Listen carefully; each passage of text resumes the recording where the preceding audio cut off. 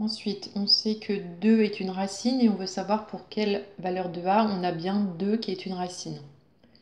Donc du coup, si on remplace par les x par 2, on doit obtenir 0. Donc c'est ce qu'on fait. Donc 2 est une racine.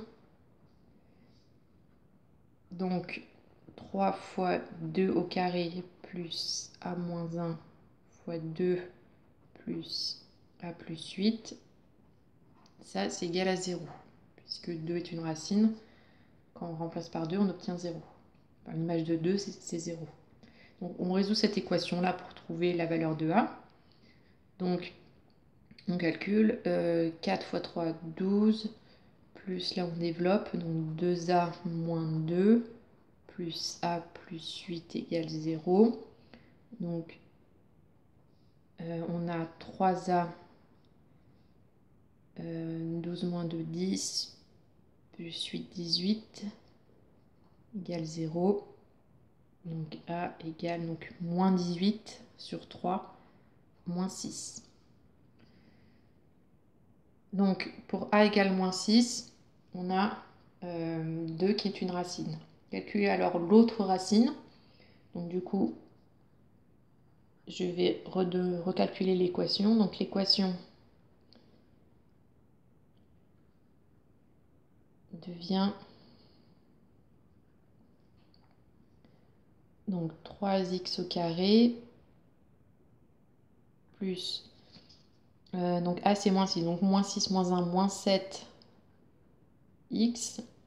et moins 6 plus 8 plus 2. Donc il faut chercher les solutions de ça, les racines de ça.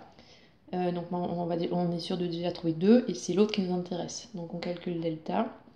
Donc B carré moins 4 fois A fois C. Donc 49 moins 4 fois 3, 12 fois 2, 24. Donc 25. X1 égale moins B. Donc 7 plus racine de 25 sur 2 fois 3, 6. Donc 12 sur 6 égale à 2. Bon, celle-là, on la connaissait déjà. 7 moins 5 sur 6. Donc 7 moins 5, 2 sur 6 égale 1 tiers. Voilà, donc l'autre racine est 1 tiers. Ensuite, on nous demande pour quelle valeur de A P n'a-t-il aucune racine réelle?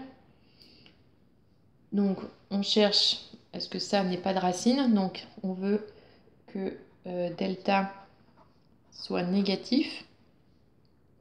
Donc delta, on l'avait déjà calculé ici. Donc on veut que a carré moins 14a moins 95 soit négatif. Donc on cherche pour quelle valeur de a tout ça est négatif. Donc on va faire le tableau de signes, puisqu'on connaît déjà les racines, c'est pas la peine de les recalculer. Donc signe de a carré moins 14a moins 95 moins l'infini plus l'infini. Les deux racines qu'on avait trouvées, c'était moins 5 et 19.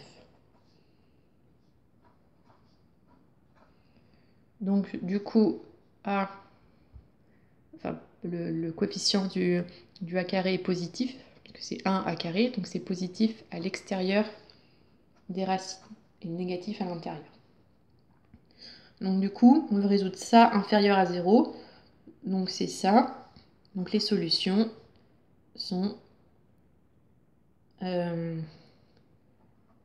l'intervalle moins 5, 19 ouvert. Donc du coup, pour A appartient à moins 5, 19,